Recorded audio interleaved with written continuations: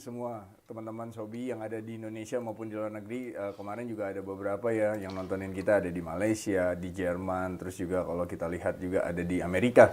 Sempat ada beberapa yang saya lihat di Instagram saya. Wah, ini luar biasa ya. Jadi peminat BNI Sekuritas tidak hanya di Indonesia saja tapi di seluruh dunia nih, karena memang kita streaming banget ya. Tentunya bersama saya Kevin dan partner saya adalah hari ini adalah Karina. Halo Karina. Halo Kevin. Nah, Karina ini kalau kita lihat sebenarnya belakangan ini mengganti namanya menjadi Catherine. Ih, kok tahu? Catherine, karena kadang suka bingung ya antara Katrina, Catherine, dan Karina ya. Iya, Karina. Karinanya ada dua, Karina sama Carina. Carina, ya. Jadi kalau bagi teman-teman yang mau nanya-nanya tentang Catherine ya, sahamnya tentunya ya bisa kita elaborasikan pada pagi hari ini. Nah, tentunya Catherine hari ini menarik ya, karena kok jadi ngomongnya karena ya. Karena tentunya kan pergerakan ISG kemarin sedikit melemah ya. Iya. By the way. Terus juga kalau kita lihat apa sih yang boleh di-share lah. Apa sih menjadi yang perlu di-notes oleh pelaku pasar saat ini? Pergerakan ISG-nya gimana? Terus yang pasti yang akan dilihat adalah pergerakan asingnya gimana nih? Oke, thank you Kevin. Memang Yeah. teman-teman untuk IHSG kemarin ditutup melemah ya, memang tidak terlalu signifikan sih pelemahannya. Ditutup turun 0,17% atau ke level 7.124. Dan hal ini juga masih disertai dengan net sale asing kurang lebih 683 miliar. Untuk saham yang paling banyak dijual asing sendiri ada BRI, BCA, ASI, Akra, dan JSMR. Untuk hari ini sendiri, IHSG diperkirakan akan cenderung bergerak lebih sideways ke range di sekitar 7.080 sampai 7.150. Nah, untuk supportnya di level 7.080 sampai 7.100, sedangkan untuk resistennya di level 7.150 sampai 7.180. Nah, selain itu pasar juga kurang lebih mengantisipasi adanya rilis data cadangan devisa yang akan rilis. Kurang lebih diperkirakan turun ke 138 miliar US dollar pada April dari sebelumnya di level 140 miliar US dollar. Tapi hal ini masih memenuhi standar import di 3-6 bulan import. Kurang lebih seperti itu. Oke, berarti hari ini tentunya sebelum kita liburan ada cadangan devisa ya? Iya. Ya, oke. Noted buat Karin. Nah, Karin, sebenarnya kan kalau kita lihat dari pergerakan indeksnya kan sebenarnya masih agak satu-satu saja ya sebenarnya. Tapi terlepas kayak gitu, kita mau bahas tentang temanya tentang XXX nih. Jadi belum di ini nih judulnya. Jadi nggak bercanda. Temanya adalah tentang ice hardware ya. Dimana kalau kita lihat nih ada momentum Ramadan yang sebenarnya boleh dielaborasikan nih oleh Catherine. Silakan Catherine. Oke, thank you Kevin. Mungkin boleh ditampilkan langsung di slide-nya ya. Nah, kalau kita lihat memang untuk kinerja dari sektor retail ya, terutama ini cukup didukung oleh momentum Lebaran Ramadan dan Lebaran kemarin, teman-teman. Untuk retail sendiri mengalami peningkatan yang cukup signifikan pada kuartal pertama di tahun 2024 karena momentum Ramadan. Nah, kalau kita lihat untuk pertumbuhan di sini aku akan bahas dari sisi ASCES-nya ya, karena kebetulan untuk ASCES sendiri untuk S sendiri menjadi salah satu topik kita di sektor retail ya, S sama MAPA. Tapi di sini aku akan bahas dari sisi saham S-nya. Nah, untuk S sendiri kalau kita lihat dari pertumbuhan di kuartal 1 2024 emang cukup kuat. Untuk laba bersihnya ini meningkat 29% secara year on year menjadi 205 miliar. Dan hal ini juga sejalan dengan estimasi dari konsensus dan dari BNI Sekuritas. Untuk masing-masing sendiri sebesar 24% dan 23%. Nah, untuk gross and net revenue sendiri mengalami peningkatan sebesar 17% secara year on year pada kuartal 1. Dan hal ini juga sejalan dengan ekspektasi dari kita gitu. Kemudian di antara dari segmen produknya lifestyle product menunjukkan pertumbuhan yang cukup kuat sebesar 25% secara year on year, diikuti oleh home improvement sebesar 13%. Kemudian dari sisi gamingnya sebesar 2%. Namun secara khusus S sendiri melampaui tingkat dari pendapatan sebelum pandemi sebesar 7% pada kuartal 1 2024. Untuk dari sisi rasionya, GPM turun 1,1% secara kuartal disebabkan oleh basis yang tinggi namun meningkat 1,1% secara year on year menjadi 46,3%. Kemudian di kuartal 1, gross profit margin juga untuk produk home improvement dan lifestyle masing-masing juga kurang lebih memang turun sedikit 0,8% dan 1,7%. Sementara untuk dari sisi GPM dari gamingnya ini naik 0,3%. Kemudian dari biaya operasional juga naik 14% secara year on year didukung oleh pertumbuhan pembukaan 4 gerai baru di kuartal 1 2024. Sebagai hasil dari pembukaan gerai baru, margin EBIT-nya naik 10,2% di kuartal 1 2023 menjadi 11,3% di kuartal 1 2024. Meskipun memang secara dari kuartal 4 2023 ini menurun di 14,8%. Kemudian untuk momentum yang kuat juga terus berlanjut di bulan April meskipun dengan basis yang cukup tinggi. Untuk bulan April 2023 sendiri menjadi tolak ukur yang cukup tinggi untuk penjualan dari ACE karena untuk bulan Ramadan sendiri jatuh di bulan tersebut gitu. Sehingga untuk SSSG per April ini mencapai 15% dengan penjualan yang melampaui tingkat sebelum pandemi sebesar 7%. Kurang lebih seperti itu untuk result dari kuartal 1 2024 dari ACE. Iya, ACE ya. Iya. Oke. Jadi ini teman-teman juga ada yang nanya ya, langsung ACES gimana ya? Ini kita akan bahas ACES ya Pak Narwastu ya. Jadi ACES dan ACE ya. Iya, ACE. ACES, ACE. Oke, oke by the way. Nah, kita bahas untuk ACES atau ACE ya. Ini kan memang kuartal 1 mencatatkan pertumbuhan ya Rin ya. Bener ya Rin? Iya. Nah, tapi kan itu udah terrealisasi ya Rin ya. Jadi kan kamu udah komparasi dari segi quarterly kan sebenarnya penurunan tapi year on year-nya menarik kan, double digit kan. Iya. Nah yang jadi pertanyaan itu adalah ekspektasinya untuk ke depan itu gimana tuh buat ACE atau ACES gitu. Silakan Rin. Oke, thank you Kevin. Untuk S sendiri mungkin boleh ditampilkan di slide selanjutnya terkait forecast yang berubah dari kita dari Mendus Sekuritas. Untuk dari S sendiri menargetkan penjualan per meter persegi. Mungkin teman-teman yang belum tahu untuk per meter persegi ini sebuah salah satu metrik untuk pengukuran yang tentang profitabilitas dan efisiensi dari toko. Karena kan seperti yang kita tahu untuk S sendiri ini gerainya banyak banget ya teman-teman. Nah untuk dari menargetkan penjualan ini kurang lebih kembali ke tingkat yang sebelum dari pandemi pada akhir 2025 forecast. Meskipun memang pendapatan telah melampaui dari tingkat sebelum pandemi di tahun ini. Untuk pencapaian sendiri kurang lebih tertinggal 18% di bawah tahun 2024 forecast. Untuk hal ini sendiri disebabkan oleh lambatnya pemulihan dari 10 gerai pasca pandemi. Untuk perusahaan sendiri bertujuan untuk mengembalikan penjualan per meter perseginya ke tingkat sebelum pandemi pada akhir 2025 forecast yang menyiratkan bahwa pencapaian pada tahun penuh 2026 forecast.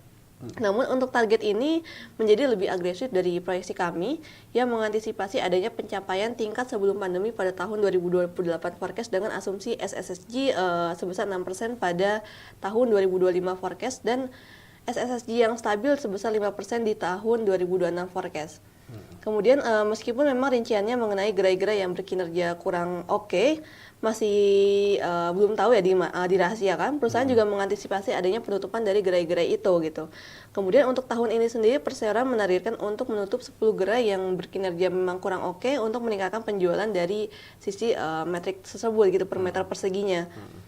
Sentimen lainnya untuk manajemen sendiri mengatakan bahwa Persero akan menargetkan untuk membuka sekitar 15 toko di tahun ini untuk memperkuat dan memperluas layanannya dan menyiapkan capex-nya ini sekitar 200 sampai 250 miliar pada 2024. Oke, jadi totally itu ya yang tadi sudah dibahas, apalagi tadi udah dilihat forecast-nya ya dari ada yang tadi dipublikasikan oleh Catherine.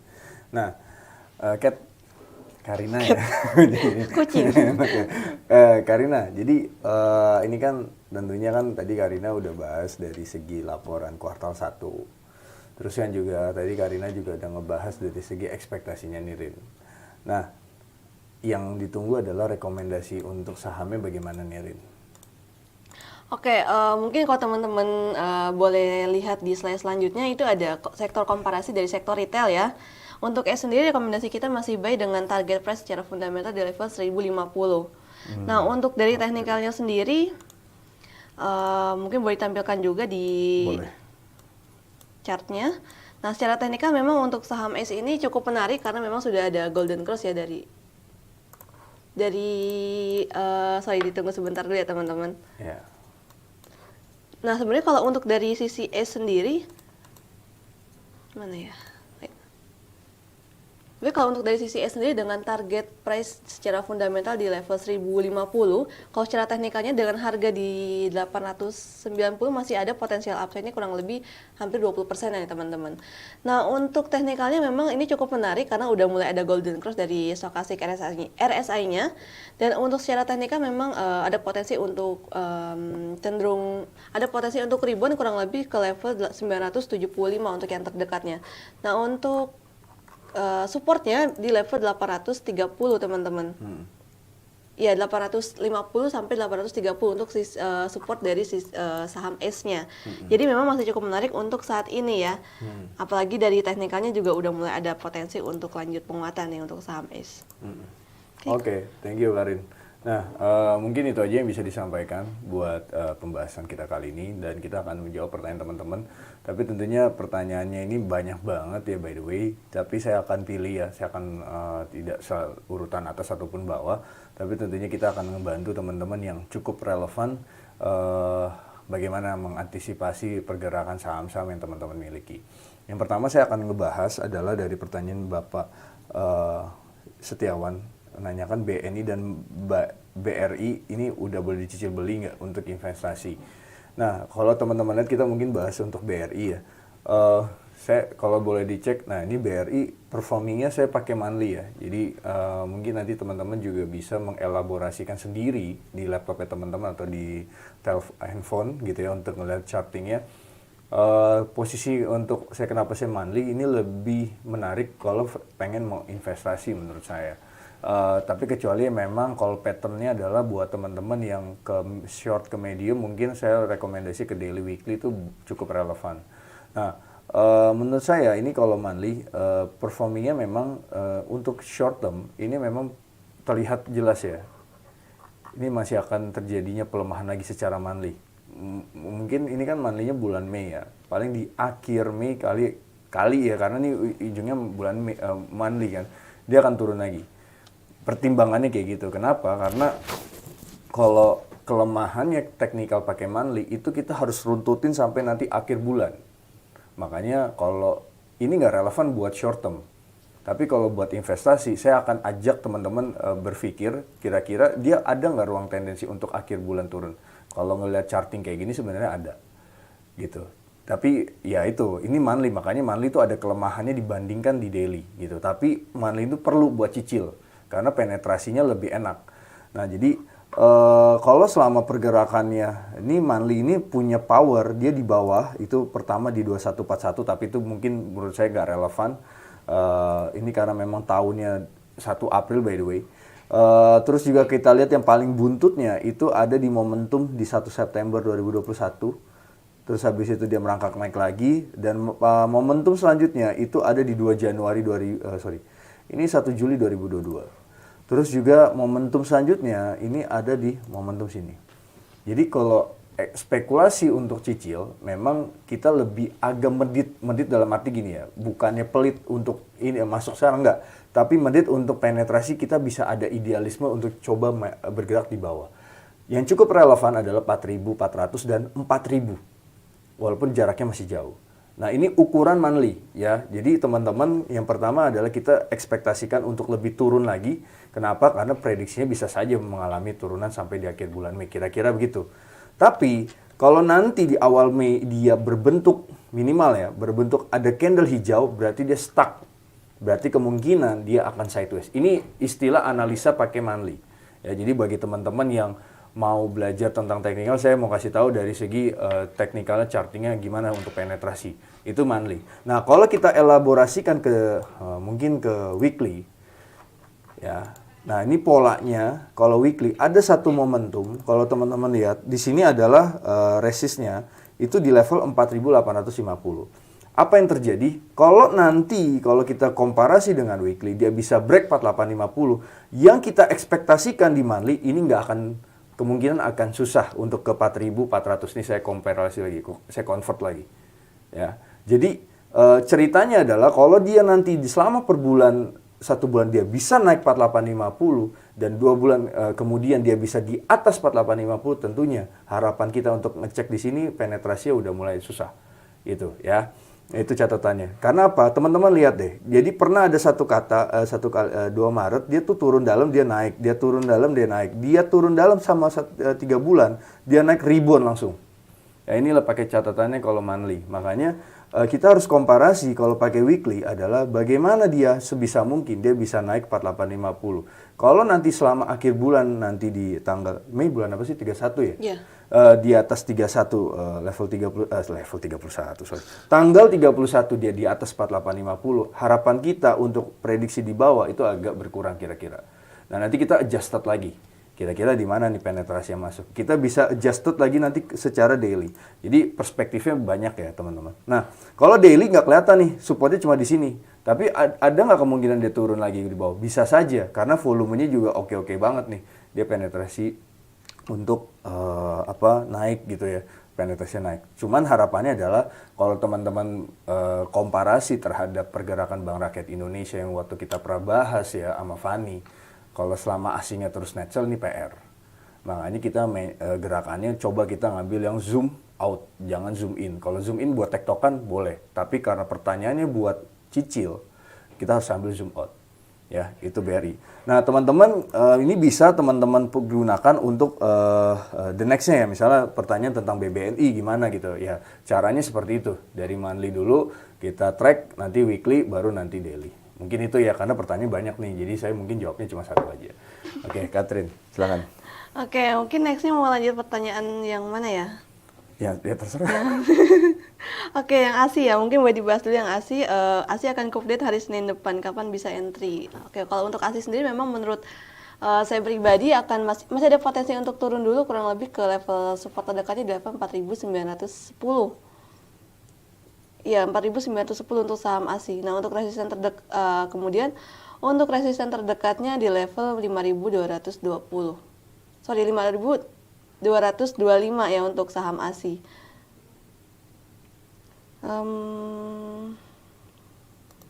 Selanjutnya SRTG ya.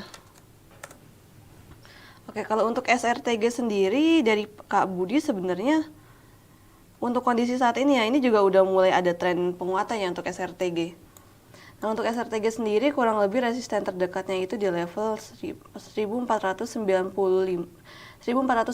sampai 1550 ya untuk saham SRTG. Nah, kemudian untuk supportnya bisa di level 1400 ya. Udah.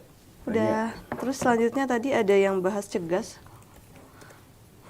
Ya, Cegas mau RUPS kira-kira bagi dividen atau enggak ya? Ini kalau by historinya kita nggak tahu sih kalau untuk Cegas kira-kira kemarin bagikan dividen atau enggak. Tapi kalau dari pergerakan teknikalnya, memang dia ada lebih cocok untuk ke trading ya teman-teman untuk saham Cegas. Nah, untuk untuk level resisten terdekatnya untuk saham Cegas kurang lebih di level 158 sampai 168 ya teman-teman, itu untuk saham Cegas. Nah, untuk supportnya bisa jaga di level 130. Okay. Terus ya, tapi kalau untuk Cegas kita nggak cover secara fundamental ya teman-teman. Untuk nextnya ada Avia. Sebenarnya untuk Avia sendiri ada kemarin tuh udah naik cukup signifikan ya untuk Avia. Dan ini memang lebih cocok untuk spekulatif ya, untuk trading ya teman-teman. Nah, untuk Avia sendiri memang kalau kita lihat masih ada potensi untuk lanjut penguatan lagi, kurang lebih sampai ke level 530 sampai 540 untuk Avia. Nah, kemudian jika break dari level 540 masih ada potensi untuk lanjut ke level 555. Kurang lebih itu yang terdekat ya teman-teman. Tapi untuk supportnya bisa jaga di level 520. Ini karena tergantung orangnya juga ya teman-teman, masih untuk trading plan-nya apakah sudah sesuai dengan trading plan dari teman-teman atau belum. Karena ini untuk di level 520, di bawah level 520 sebenarnya agak kurang menarik sih kalau menurut saya pribadi ya. Oke, selanjutnya Kevin mau bahas apa? Oke, Karin tuh ada ucapin thank you tuh dari Pak Vulkan ya. Ya, sama-sama. Iya. Oke, kita bahas PTBA ya. Jadi PTBA kan kemarin melemah ya. Boleh di-share boleh teman-teman kita. Jadi memang melemahnya cuma tipis 1,71% ya. Yang pertama adalah sepengetahuan saya di bulan Mei itu dia kemungkinan akan rups ya. Tapi kalau nanti teman-teman ada update terbaru boleh di-chat di kolom YouTube ya. Jadi biar bisa update lagi. Sepengetahuan saya tuh bulan Mei dia akan rups, tapi memang saya belum tahu ke tanggalnya. Tapi kalau kita lihat performanya memang sebenarnya kalau diperhatiin ini masih atraktif ya menurut saya walaupun terjadi pelemahan. Cuman yang saya tidak suka dari pergerakannya adalah poinnya adalah dia tidak bisa nge-break dia punya open gap down yang pada tanggal 30 April hari ini rups ya. Thank you ya Pak Nadif. Nah ini moga-moga menjadi salah satu gambaran juga ya. 30 April sampai dengan 2 Mei ini pergerakannya ada open gap down yang dimana performingnya adalah ketika kemarin dia tidak sempat untuk naik ke atas ya 30-40. Nah jadi kalau saya rasa ini apalagi tadi Pak Nadif udah kasih tahu dan Pak Haryanto dividen 500 per saham ya. Oke kita lihat ya nanti rupsnya ya. Apalagi kalau kita lihat dari segi pergerakan dia terlalu kuat di level ini. Dan hari ini rups ini menjadi challenge-nya untuk pergerakan hari ini. Kenapa? Karena dia belum tampil sempurna untuk menutup gap up-nya. Kecuali hari kemarin ini memang dia sudah naik sampai ke atas. Jadi performingnya untuk melakukan penguatan lagi. Walaupun hari ini terjadi rups, ini bisa saja sampai ke atas 3150. Nah, kalau itu terlihat ya realisasinya tidak terjadi. Harapan saya moga-moga rupsnya bisa sama ya dividen payout ratio sama seperti tahun-tahun sebelumnya. Dan tentunya walaupun ya saya tahu bahwa tentunya pemberian per lembar saham itu mungkin tidak terlalu besar dibandingkan tahun sebelumnya. Tapi berharap dividen payout ratio-nya bisa 100%. Ini bisa menjadi boosternya gitu loh, kira-kira begitu. Tapi kalau saya perhatikan, ini kayaknya ya, kalau nanti ternyata dividen payout ratio-nya di bawah apa yang terjadi historical, ini jadi permasalahan dari pergerakan untuk PTBA. Kenapa? Karena dia bisa saja turun lagi untuk ngetes support di 2840 dan 2750. Nah, strategi kita gimana? Kalau nanti pas di RUPS udah ada pengumuman dan sebagai itu ternyata moga-moga ya harapan saya 100% gitu ya, walaupun resikonya adalah lebih rendah daripada tahun sebelumnya. Mudah-mudahan dia cukup kuat kalau toh dia turun ya. Dia cukup pelaku pasar masih melihat dari sebagai dividen dia cukup kuat di level 2850 dan 2740 harapannya kayak gitu. Walaupun mungkin ada penurunan tapi seenggaknya dia cukup kuat. Jangan sampai dia break level 2740. Kalau ini terjadi, kemungkinan potensi untuk mencapai cum dividen yang kemungkinan akan terjadi setelah RUPS-nya ini tidak begitu tidak begitu dipandang kalau bahasa itu kalau para trader tuh kayak kurang menarik gitu loh misalnya. Makanya sahamnya udah turun di bawah 2740, tapi itu pandangannya trader ya. Ini harus berbeda dari pandangan investor yang mendapatkan dividen. Ini it's okay nih perbedaan di situ. Makanya tadi saya katakan selama pergerakannya masih 2740 atau 2700 ya level psikologinya, ini masih good performing sebenarnya. Tapi kalau nanti pas di RUPS, ini banyak spekulasi beredar gitu ya, kalau itu ternyata tidak sesuai apa yang kita perkirakan, walaupun labanya udah pembagian dividennya udah pasti turun karena memang labanya terjadi penurunan, ya tentunya harapannya potensi untuk penurunan kita batasi sampai 2.700. Asumsi teman-teman sudah membeli, ya. Nah, tapi kalau teman-teman nanti mau cicil beli, lihat di 2.700 momentum pertama, lalu momentum kedua adalah kalau dia turun itu ada di level 2.620. Cuman saya pikir 2.620 sebenarnya nggak gitu atraktif ya, karena pergerakannya setelah di 2.620 nih sideways saja. Kecuali nanti kita tahu nih cum dividennya tanggal berapa. Nah ini kita nanti bisa ngitung ulang lagi untuk adjusted dari segi teknikalnya, gitu ya. Itu aja sih untuk PTBA. Thank you ya guys untuk info-infonya. Ya, mungkin nextnya bisa, mungkin nextnya tadi kan udah PTBA ya. Sekarang ada yang nanya terkait saham Indi. Untuk Indi sendiri sebenarnya kemarin, kalau nggak salah emang kemarin atau hari ini ya dia mau bagi udah RUPS buat pengumuman pembagian dividen ya. Nah kalau kita lihat pergerakan harga sahamnya sendiri, ini cukup menarik karena memang udah mulai mau naik lagi nih untuk saham Indinya sendiri, kurang lebih untuk resisten terdekatnya di level 1.500. Kemudian untuk resisten keduanya ini masih bisa 1.540 ya untuk saham Indi. Nah untuk Supportnya bisa di level 1390. Nah, kemudian untuk nextnya ada saham Mayor. Ini yang nanya cukup borongan ya. Kak Widya, NCKL, Mayor, Indi, sama Harum. Tapi ke Bro Kevin loh ini yang nanya. Ya nggak apa-apa, kan kita saling bantu, Catherine.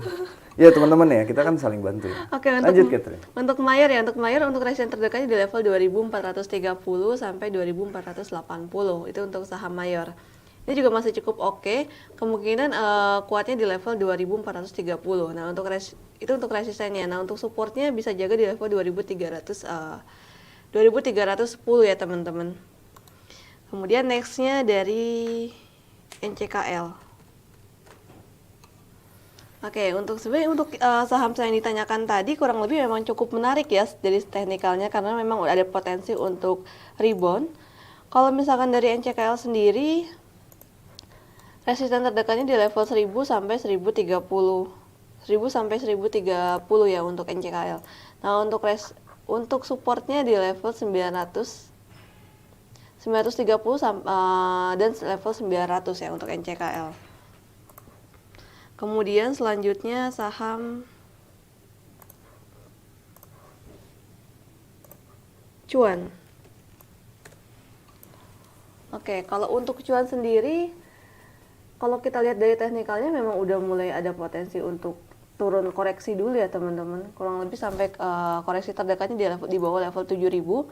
Kemudian untuk supportnya di level 6425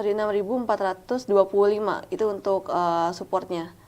Nah, untuk resisten terdekatnya di level 7025 sampai 8000. Itu untuk resisten dari saham Cuan. Tapi kalau untuk saat ini masih agak kurang menarik sih kalau untuk masuk ya untuk sekarang. Oke, kemudian selanjutnya dari saham Silo. Nah, untuk Silo sendiri kemarin itu untuk Silo udah naik cukup signifikan juga ya ke level tertingginya di level 2720.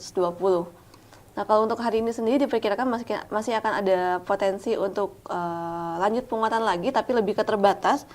Kurang lebih sampai ke level 2720 lagi, jika kuat di level 2700 masih bisa naik lagi kurang lebih sampai ke level 2800 ya, teman-teman. Nah, untuk supportnya bisa jaga di level 2510. Itu untuk saham Silo. Selanjutnya ada yang mau dibahas lagi, Mas Kevin? Oke, ada dong. Kita bahas, ada pertanyaan paling atas ya tadi. Antam ya? Bukan, Sido tadi udah bahas.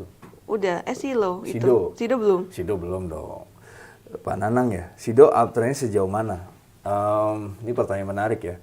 Kalau teman-teman lihat untuk Sido itu performingnya agak sideways ya Pak Nanang. Dari pertanggal berapa? Dari pertanggal ini Pak, setelah dia naik 22 April, terus ini udah mau tanggal berapa sih sekarang? Tanggal 8 Mei ya. Jadi dia akan sampai, kalau kita bandingkan di dalam satu bulan 22 April sampai sekarang, dia sampai 22 Mei ekspektasi kita ya, karena dipotong hari libur dan sebagainya. Kalau pergerakannya masih sampai tanggal 22 Mei di sini-sini aja ya gerakannya, supportnya 685, terus juga resistnya 750, dia akan teritorinya akan sideways. Itu poin pertama saya. Nah, catatannya adalah kalau ada tendensi, kalau Pak Nanang lihat, ini per tanggal 3 April sampai tanggal 19 April, itu kurang dari 1 bulan dia udah rebound. Nah, jadi ukurannya adalah kalau, ini karena belum 1 bulan ya, karena 22 Mei asumsi kita ya.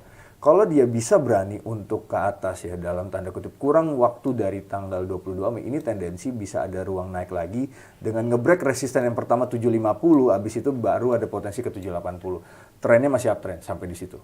Tapi kalau kita misalnya ada kelonggaran ya, sebagai kita kan investor ya, kalau posisinya dalam mainnya pergerakannya waktu, tentunya saya berharap setelah tanggal 22 Mei kita masih ada spare, apakah dia bisa nembus ini nggak? Nah, kalau itu tidak terjadi, hati-hati, karena pergerakan uptrendnya akan sedikit terhalang aja.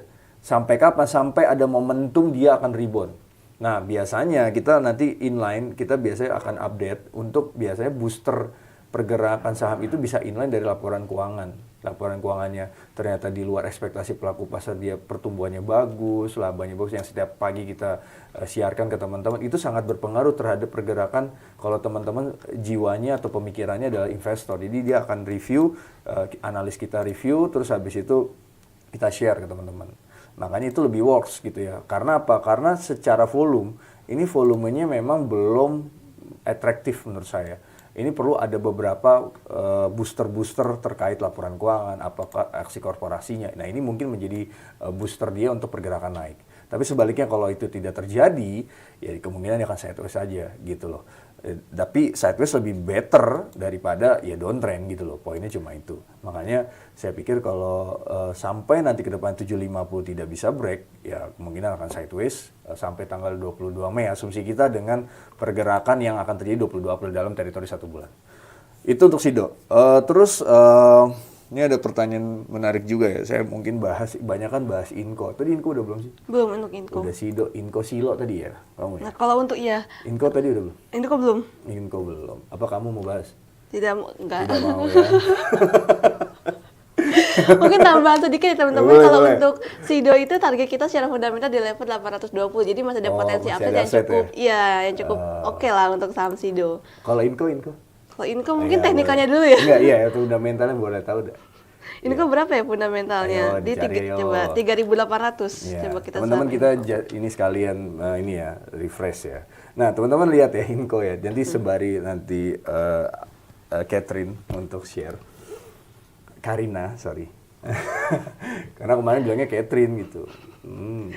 Nah, pertanyaan ada menarik nih, ada banyak. Inco bisa 4990 nggak? Wais. Terus apalagi nih? Right isu ya, Inco berapa dan kapan? Inco tuh ya kita udah tahu ya angka itunya, divestasi udah tahu ya. Jadi saya belum update lagi terbaru tentang Inco, tapi so far Inco itu kalau kita lihat pergerakannya itu memang murni karena komoditas nikelnya lagi naik tinggi 2 hari terakhir, termasuk hari Senin. Jadi dia boosternya wah luar biasa, dan saya nggak expect sampai tinggi banget gitu. Saya pikir ternyata dia break level 4450. Jadi ini udah apa ya, udah good performnya lah sebenarnya setelah TIN sudah naik tinggi gitu ya. Kan Inco, TIN, Antam ini kan 3 serangkai ya sebenarnya.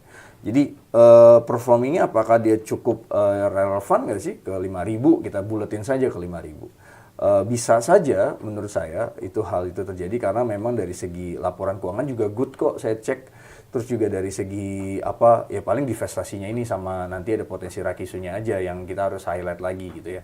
Tapi untuk momentum saat ini saya belum ada berita-beritanya juga ya mengenai terkait tersebut. Tapi kalau nanti teman-teman mau share ada link, silakan monggo aja, kita mah bebas kok, kita diskusi juga sama teman-teman semua di sini. Jadi peluang untuk kenaikan paling cukup relevan untuk short term adalah dia nge-break dulu 4800. Moga-moga hari ini ya, moga-moga hari ini supaya dia bisa achieve, kita bisa punya target 5.000 yang teman-teman udah prediksikan bisa tercapai. Karena cuma 200 poin lagi kan, kalau bisa dia break 4.800, ada break naik lagi the next week gitu ya, karena minggu depan hari besok libur, ya dia tidak nutup kemungkinan 5.000. Itu catatannya. Nah, tapi kalau pergerakan tidak sampai 4.800 menurut atau di bawah lagi deh, saya terlalu ambisi ya, maksudnya saya terlalu tamak, saya ngambil yang bawah lagi deh. 46 ya 4.700 dan juga 4.800, ada dua resisten yang cukup menjadi area untuk dia bisa break apa enggak.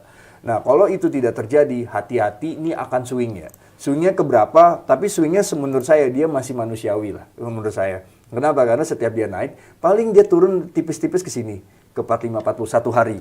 Tapi kalau dia besok lanjut lagi turun karena harga nikel lagi turun lagi belakangan ini, dia paling ke sini. Sampai dia ada momentum bottom. Nah, posisi bottom kalau ngeliat ritme kayak begini, saya ngelihat posisi di sini 4.300 ini menjadi kuncian bottomnya dia. Jadi gambarnya, prediksi saya adalah kalau dia tidak gagal masuk ke sini, dia akan kemungkinan pertama 1 hari dia akan break sini. Terus dia besoknya 1 hari dalam arti hari ini ya. Minggu depan mungkin dia akan swing lagi dengan ngambil momentum di bawah. Nah, ini pergerakan. Di bawah ini menarik nggak bro? Di 4.300? Enggak. Menurut saya, untuk short term, kita nunggu lagi, di bawah lagi. Ya, kenapa? Karena trennya udah sideways lagi. Karena kan saya pengennya dia mau naik kan, makanya saya berharap hari ini dia bisa break 4.700, dia break 4.800 dan tidak untuk kemungkinan 5.000 di depan gitu. Tapi kalau itu tidak terjadi ya probabilitas yang tadi saya sudah katakan, dia kemungkinan turun karena memang poinnya harga nikel lagi swing-swing dikit gitu ya. Dia akan turun mungkin sekitar 45.50, terus mungkin hari Seninnya dia coba lagi turun atau dia sideways. Nah, ini trend area di sini. Ya, itu catatan. Nah, mungkin kalau Catherine ada itu nggak update fundamentalnya nggak? Kalau untuk Inco sebenarnya untuk target fundamental kita masih belum ada yang terbaru, yaitu di level 3.800. Jadi masih udah 3.800 ya, cukup. udah chief ya. Iya, udah. Kalau untuk harga sekarang udah cukup tinggi ya untuk dari Untuk itu teknikalnya ya, kalau dari Kalau Inco. fundanya sih. Iya. Ya, tapi kalau teknikalnya mudah-mudahan uptrend terus. Betul. Oke, itu aja. Nah, itu ya teman-teman ya. Jadi ya demikian ya diskusi kita. Asik sih hari ini diskusinya. Jadi ada aktif juga dari teman-teman. Saya juga nanya teman-teman juga gitu ya, update-update terbaru banget. Karena kita cover banyak banget ya teman-teman. Jadi nggak semua kita bisa lihat berita-berita apa-apanya gitu. Itu aja dari kita. Terima kasih. Moga-moga ini bermanfaat. Kalau misalnya tadi ada yang ketinggalan untuk belajar teknikalnya bisa di review lagi di abis ini kan stop di apa sih delay ya bahasanya. Apa sih? Upload ulang ya? Ya udah pokoknya begitu dah. Yaudah, kira-kira teman saya yang lebih tahu lah kayak gitu. Oke, itu aja. Happy cuan buat teman-teman. Selamat pagi dan happy holiday buat buat hari ini ya. Besok ya. Besok. Dan saran saya adalah jaga kesehatan karena memang belakangan ini pilek, batuk udah mulai merajalela lagi. Jadi pastikan teman-teman minum air, minum lemon, madu itu penting banget. Oke. Favorit banget ya. Iya, itu harus diedukasi dong. Iya. Sehat terus. Kalau kita sehat, jiwa raga sehat, saham naik, waduh. Wow, kita sehat. Luar biasa. Oke, see ya. Bye. Bye.